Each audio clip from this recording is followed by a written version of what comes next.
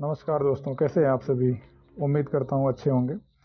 दोस्तों, आज हम सभी बात करेंगे CUET के बारे में, यानी कॉमन यूनिवर्सिटी एंट्रेंस टेस्ट। दोस्तों, आपको ये बता दें कि ये बहुत दिनों से मांग चल रही थी कि हर एक यूनिवर्सिटी के लिए जो एग्ज़ाम अलग अलग सेंट्रल यूनिवर्सिटियाँ होती हैं, अपना एंट्रेंस एग्ज़ाम एडमिशन के लिए अलग अलग कराती हैं। तो क्यों ना उसको एक में जोड़ दिया जाए, सारे यूनिवर्सिटी का एक कॉमन टेस्ट हो, कॉमन पेपर हो। तो उसी के तहत UGC की एक नई पहल है, जो कि अब इस बार से UGC ने NTA को ये हैंड ओवर कर दिया है कि अब ये जो है एंट्रेंस NTA कराएगी और सभी यूनिवर्सिटी का एक कॉमन टेस्ट होगा। और उसमें क्या है कि उसी कॉमन टेस्ट के बेस पे आपके रैंक, आपके मार्क्स के अकॉर्डिंग आपको यूनिवर्सिटी, सेंट्रल जो यूनिवर्सिटियाँ हैं, आपको उसको चूज़ करना पड़ेगा। आपके प्रेफरेंस के अकॉर्डिंग, आपके प्रेफरेंस जैसे आप प्रेफरेंस देंगे उसी हिसाब से आपको उस यूनिवर्सिटी में आपको दाखिला मिलेगा, यानी कि एडमिशन मिलेगा। दोस्तों, आइए हम सब देखते हैं इस बुकलेट में, जो NTA का बुकलेट है। इसमें कुछ इम्पोर्टेंट पॉइंट्स जो है कि आपको क्या क्या ध्यान रखनी है। दोस्तों, जैसा कि इसका फॉर्म जो है अप्रैल में ही इसको ऑनलाइन कर दिया गया था। वैसे उम्मीद ये है कि अभी इसका डेट जो है और बढ़ाएं, NTA के जो है द्वारा इसके डेट को अभी और एक्सटेंड किया जाएगा, बढ़ाया जाएगा। तो जो भी अभ्यर्थी अभी तक फॉर्म नहीं भरे हैं, दो दिन और समय है, वो अपने फॉर्म को फिलअप कर दें। अदरवाइज़ जहाँ तक उम्मीद है, वो उम्मीद इस हिसाब से मैं सोच रहा हूँ, क्योंकि इसमें आपने एक चीज़ ध्यान दिया होगा, जो फॉर्म का लास्ट डेट है 6 मई है। 6 मई के बाद इन्होंने जो है करेक्शन का डेट अभी अनाउंस नहीं किया है कि करेक्शन का डेट क्या होगा। तो दोस्तों, आप सब देख सकते हैं, अगर करेक्शन का डेट अनाउंस नहीं है तो यहाँ पे ये लिखा गया है कि कमिंग सून है। तो दोस्तों, अगर ये अनाउंस नहीं किया गया है तो इससे ये उम्मीद बनती है कि हो सकता है आने वाले समय में ये फॉर्म का डेट कुछ दिनों, 10 दिन या 15 दिन या हफ्ते दिन ही ये एक्सटेंड किया जाए। तो दोस्तों, आप सभी इसको यहाँ से देख सकते हैं। दोस्तों, अब मैं आगे बात करूँगा इसकी जो है फ़ी स्ट्रक्चर के बारे में। तो आप सभी देखिए, यहाँ पे जो जनरल कैंडिडेट हैं उनके लिए 650, और जो OBC कैंडिडेट हैं उनके लिए 600, और जो SC/ST कैंडिडेट हैं उनके लिए 550 रुपये। और जो इंडिया के बाहर से आते हैं, जो कि सेंट्रल यूनिवर्सिटी का टेस्ट है, जो हिंदुस्तान के बाहर से लोग भी आते हैं यहाँ पे एडमिशन लेने के लिए, जितनी सेंट्रल यूनिवर्सिटियाँ हैं, जैसे VHU है, DU हुआ, JNU हुआ, अलीगढ़ हुआ। तो यहाँ पे बाहर के स्टूडेंट भी पढ़ते हैं, उनके लिए 3000 रुपये का शुल्क यहाँ पे रखा हुआ है। दोस्तों, इसके जो एंट्रेंस एग्ज़ाम का डेट के बारे में देखा जाए तो एंट्रेंस एग्ज़ाम का डेट जो है 1st और 2nd वीक ऑफ जुलाई, और जो जुलाई के 1st और 2nd वीक में इसका एंट्रेंस कराया जा सकता है, और जो कि इम्पॉर्टेंट है। दोस्तों, अब हमसे बात करेंगे जो एंट्रेंस का जो पैटर्न है, वो एग्जामिनेशन का जो इनका पैटर्न है वो किस अकॉर्डिंग है। दोस्तों, यहाँ पे 2 सेक्शन में लैंग्वेज दिया गया है, तो आपको लैंग्वेज चूज़ करना होगा। जैसे कि आप इसमें 13 लैंग्वेज दिया गया है, 13 में से आपको कोई जो है लैंग्वेज इसमें से चूज़ करना पड़ेगा। उस लैंग्वेज के क्वेश्चन होंगे 50 क्वेश्चन, जिसमें से आपको 40 क्वेश्चन अटेम्प्ट करना होंगे। फिर आप नीचे देख सकते हैं जो दूसरा सेक्शन है। दोस्तों, दूसरे सेक्शन के बारे में देखा जाए तो इसमें जो 27 डोमेन सब्जेक्ट है, डोमेन विषय हैं, उसमें से आपको मिनिमम 6 सब्जेक्ट जो है चूज़ करना पड़ेगा। उसके MCQ आएंगे, मल्टीपल चॉइस क्वेश्चन आएंगे। तो उसके लिए दोस्तों 50 में से वहाँ पे भी आपको 40 क्वेश्चन अटेम्प्ट करने होंगे। और अगर थर्ड सेक्शन की बात किया जाए तो आपका जो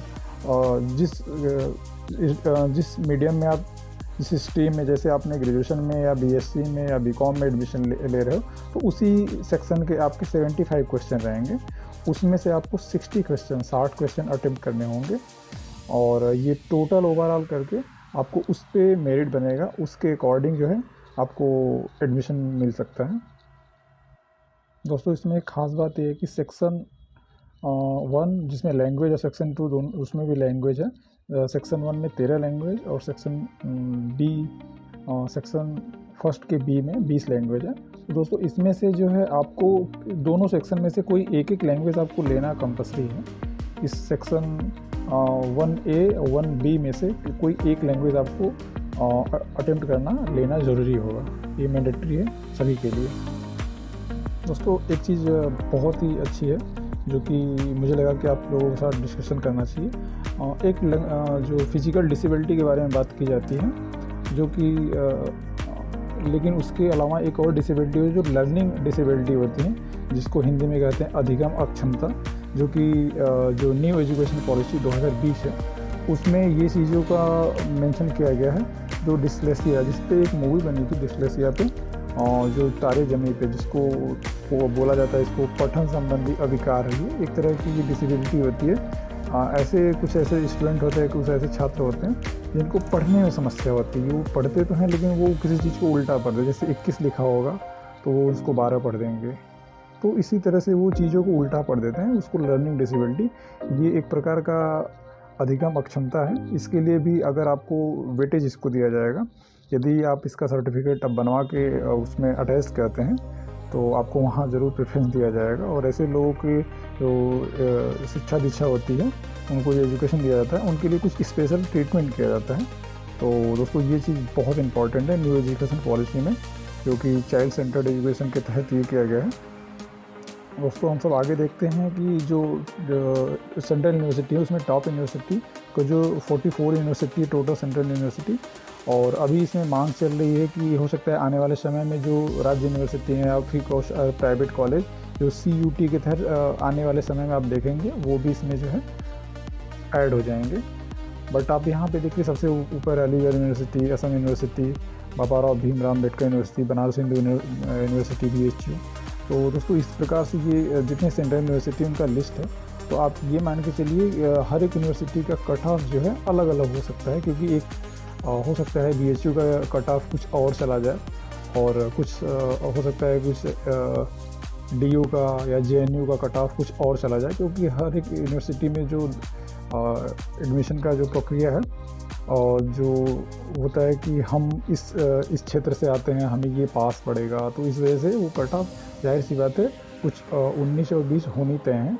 हर एक यूनिवर्सिटी का अपना अलग अलग कट ऑफ हो सकता है। तो आप देखना पड़ेगा। अब आने वाले समय में ये पहली बार ऐसा किया जा रहा है, आने वाले समय में ये होता क्या है यहाँ पे। दोस्तों अब सबसे लास्ट में हम सब ये देखेंगे कि दोस्तों इसका जो ऑफिशियल साइट है, अब मैं लिंक जो है डिस्क्रिप्शन में डाल दूँगा, आप वहाँ से खोल सकते हैं। अदरवाइज़ आप गूगल से डायरेक्ट खोल सकते हैं, आपको ऊपर दिखाई दे रहेगा स्क्रीन पे। और आप दोस्तों सबसे पहले आप यहाँ पे आके आप ये देखेंगे कुछ इंस्ट्रक्शन है। सीधे या तो आप जो कैंडिडेट पहले से रजिस्टर्ड है वो लॉगिन कर सकते हैं, अदरवाइज़ यहाँ से लॉगिन का प्रोसेस है। आप जैसे लॉगिन करेंगे देखेंगे कुछ इन्फॉर्मेशन जो बुकलेट है वो यहाँ पे आगे आप डाउनलोड करके उसको केयरफुली पढ़ लीजिए एक बार, क्योंकि कोई भी फॉर्म भरने से पहले किसी भी इंस्ट्रक्शन को पढ़ना बहुत ज़रूरी होता है, क्योंकि इसी वजह से हमारे जो फॉर्म रिजेक्ट हो जाते हैं और हमारा पूरा साल बर्बाद हो जाता है। तो मैं ज़रूर से बोलूँगा कि आप इसको एक बार पढ़ लें। आप नीचे आएंगे तो यहाँ पे इसको टिक करेंगे, टिक करके जैसे प्रोसीड करेंगे वैसे ही आपका फॉर्म खुल जाएगा। आपके सामने देखिए आपका फॉर्म आ चुका है। आप इसमें से अपने आप को रजिस्टर्ड कर सकते हैं। जैसे रजिस्टर्ड करेंगे और सेव करेंगे, आपको लॉगिन ID पासवर्ड मिल जाएगी। फिर आप नेक्स्ट स्टेप में जाके सारे फॉर्म को फुलफ़िल करें। दोस्तों आप जल्दी से जल्दी इसको करें। हो सकता है डेट बढ़ जाए, बट आप उसकी उम्मीद ना करें, आप उसको पहले ही भर लीजिए। थैंक यू दोस्तों, उम्मीद करता हूँ आपको वीडियो बहुत अच्छा लगा होगा। दोस्तों आप इसको अपने दोस्तों तक ज़रूर शेयर करें और इस चैनल को लाइक और सब्सक्राइब करें, ताकि आने वाले समय में कोई भी वैकेंसी हो या फिर कोई भी किसी यूनिवर्सिटी या कॉलेज का कोई भी फॉर्म हो एजुकेशन से रिलेटेड, आपको यहाँ पे सबसे पहले सबसे सटीक जानकारी मिलेगी। थैंक यू दोस्तों।